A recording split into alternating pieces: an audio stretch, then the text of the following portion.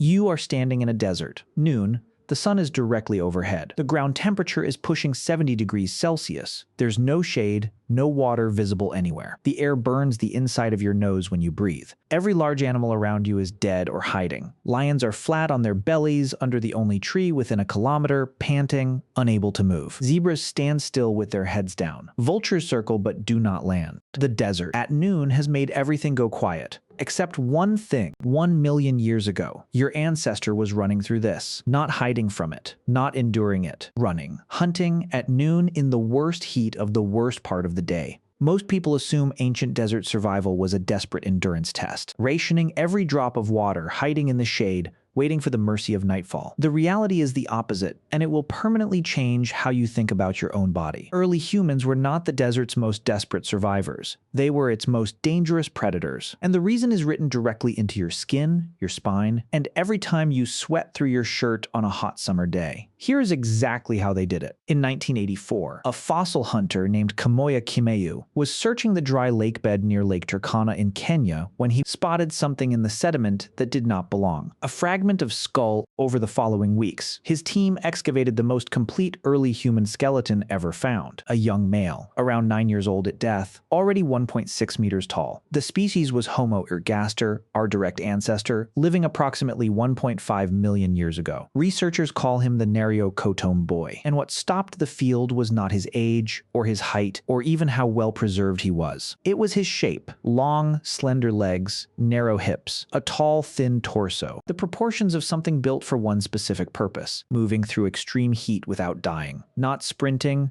not fighting, moving, sustained, for hours, through conditions that kill everything else. Here is what those proportions meant. The human body sweats. Every other large animal on Earth sweats too, but not like this. Humans have between 2 and 4 million sweat glands, more than any other large mammal alive. When the body heats up, moisture floods the entire skin surface, evaporates, and pulls heat out of the blood below. It is the most effective cooling system ever evolved by a large land animal, a living radiator running at full power all the time. Add upright posture, which exposes roughly 40% less body surface to direct overhead sun than a four-legged animal of the same weight, and the picture becomes clear. While a lion's entire back is absorbing solar heat, a walking human is presenting only the top of the head and shoulders to the sky. The Nariokotome Boy's bones told researchers that this design was already perfected 1.5 million years ago. The desert did not catch our ancestors off guard. It was their home, but what they could do with that body is where the story becomes almost impossible to believe. Here is something that still happens in the Kalahari Desert of southern Africa today. Sand Bushmen, one of the oldest living cultures on Earth, with hunting traditions researchers believe trace back tens of thousands of years, will identify an animal,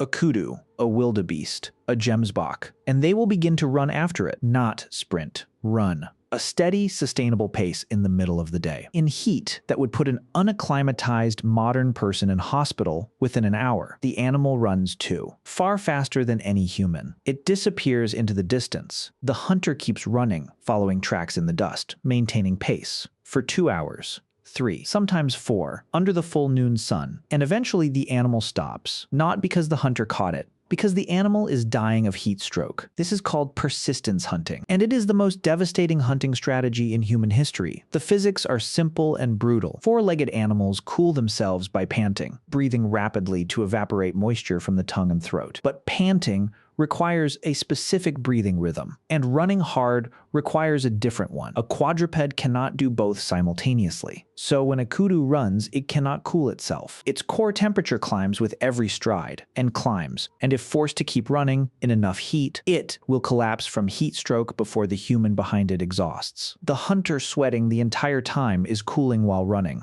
2 bodies, same desert, same noon sun. Only one of them is dying from it, and it is not the one with 2 legs. 1 million years ago, while every apex predator in the desert went still and silent at noon, early humans went to work. The hours when the desert was most deadly for everything else were the hours when our ancestors were most dangerous. But hunting only solved one problem. Surviving the rest of the day required something different entirely. The Olorgesailie Basin in Kenya looks at first glance like an inhospitable flat expanse of semi semi-arid nothing. Researchers excavating there found stone tools from Homo erectus spanning more than 1.2 million years of continuous occupation. Not seasonal visits, not chance campsites, continuous occupation. The same family of species returning to the same valley, generation after generation, across 1,200 millennia, because they knew something about that landscape that was not visible on the surface. Water, not rivers or pools, stored water. Inside roots and tubers and the swollen bases of specific desert plants, wild cucumber, certain bulbs that hold liters of liquid through the driest months. Finding those plants required knowing them, where they grew, which direction to walk from which landmark, which season they peaked and which season they were dry. Early humans carried that knowledge the way a modern city carries its maps, except this map was 1,000,000 years old, never written down, and passed forward entirely through memory and speech. A mental library of every water source within a 3-day walk, updated by every person who had walked it before, stretching back generations beyond counting. The desert was not an obstacle. It was a text, and they had been reading it for longer than our species has existed. But there was one problem that neither the body, nor the hunt, nor the knowledge of the landscape could solve. What happened when the sun went down? Most people do not know this about deserts.